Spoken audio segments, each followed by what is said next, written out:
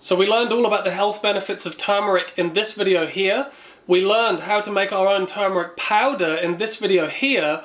And today we're going to learn how to make a turmeric paste, which is a traditional Ayurvedic method for preparing turmeric in a way that we can use both internally and externally. So the first thing we're going to need is a measuring jug. Then we're going to need to put some of our turmeric powder into the jug.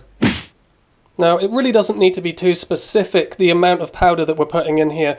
The point is that we're going to put twice the volume of water in compared to the amount of turmeric powder. So I've put up to about 150 milliliters on the jug, and we're going to be putting 300 milliliters of water in. So the water just needs to be twice the volume of the powder.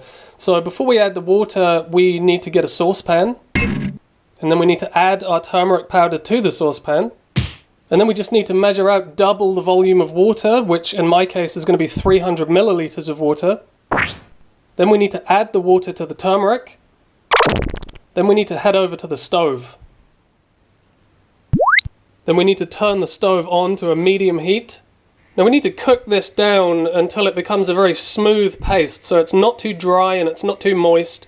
Just a nice creamy, smooth texture. And that's going to take about 5 to 10 minutes on a medium heat. And you're going to want to stir it pretty much constantly, because this mixture is going to start like bubbling and spitting everywhere, and that can be a bit problematic because this does stain quite easily. But if you stir it, then you're going to avoid that from happening, and any unnecessary cleaning that's going to have to take place afterwards. So as you can see, our turmeric paste is almost ready. It's starting to bubble up quite a lot now, so you definitely need to keep stirring it. But you can see the texture of it, the consistency is a nice smooth paste. It's not too much of a liquid. It's not really dry yet. I mean, we want to cook it maybe for another minute or so just so it thickens up a little bit more. But it's pretty much ready, and it's totally filling the kitchen with the most amazing aroma. Okay, so our paste is done. I'm going to go put it on a wooden surface here for it to cool down.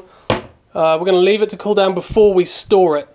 So before we finish with our paste, I did mention earlier that it can be used internally and externally. So when we're using it externally, we're going to want to use it for things like, swelling and inflammation on the surface tissues of the body, or on joints that we can get to easily. So it's really good for really all kinds of arthritis, but especially rheumatoid arthritis when we're applying it externally.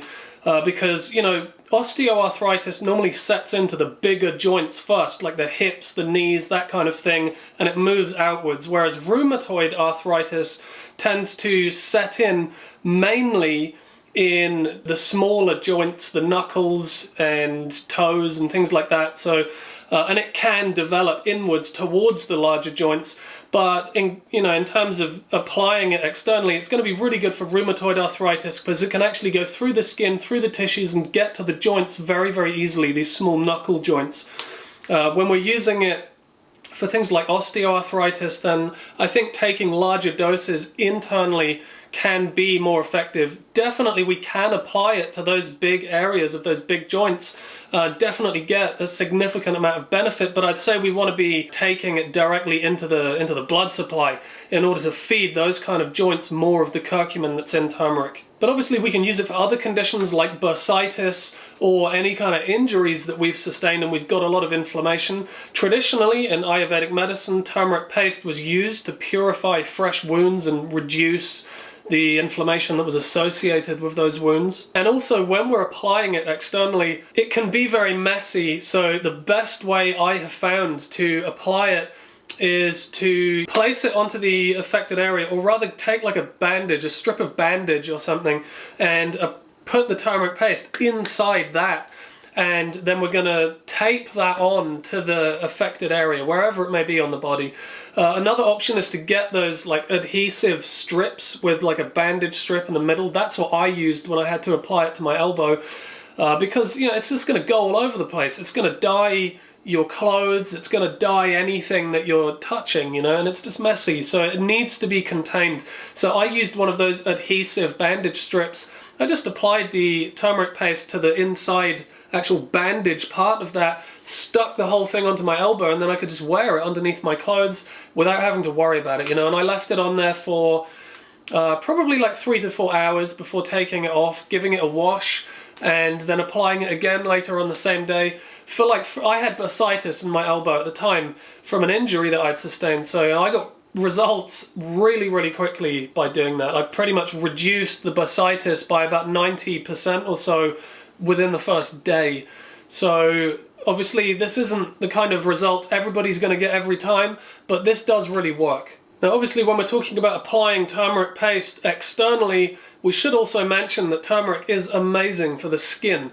It's really good at exfoliating the skin, it's very nourishing for the skin, it supports the overall detoxification process of the skin. People have used this as a face mask and on other parts of the body with a lot of success, especially in things like acne.